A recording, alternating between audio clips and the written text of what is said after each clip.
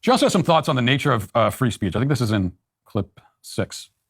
Communications Act, which basically allows this to happen. I think it's Section 230. It allows, protection of social media as under just platforms. Under the well, they just say that they're third-party platforms. They're not the ones that are putting it out there, and that can only change by legislation. And if the Republicans rule the Senate, Section 230 that will is a little never change. fraught, though. It's a bit challenging. So if you treat it like a publication, then that means they're liable for any crazy thing someone posts. Which well, it is a publication. There is a way to craft it appropriately. They keep saying that it's free speech, and some speech is not all speech is not free speech. Some speech is not okay free speech. So everybody has to agree on that. But if people keep saying, well, you're hurt by free speech, it's going to be a problem. But you know what?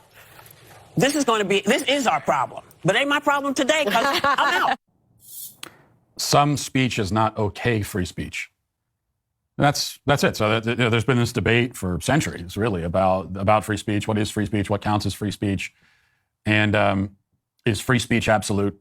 And Whoopi Goldberg has, I guess, settled the debate entirely. She says that, some speech is just not okay. And how do we know if it's not okay or not? I guess she'll tell us.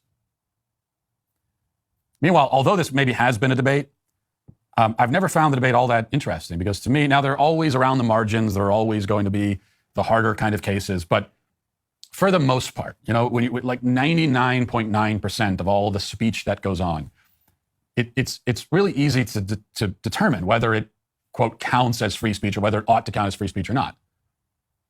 Okay?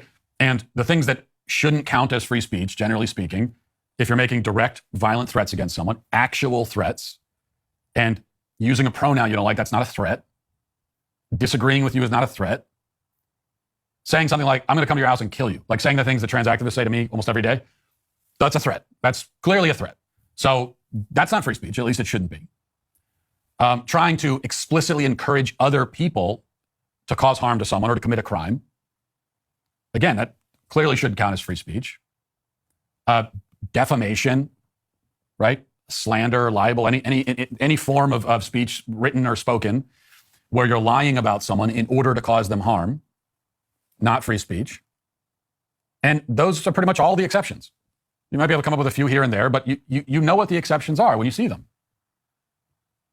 It's pretty rare when you come across an actual hard case of trying to determine, does that qualify as free speech or not? Because again, I think 99.9% of it we all know. And most of the speech that goes on social media, people might be vulgar, they might be, they might be cruel, they might be rude, but they're essentially just expressing their opinion. And if you're expressing your opinion, that's free speech, and that ought to be allowed on social media.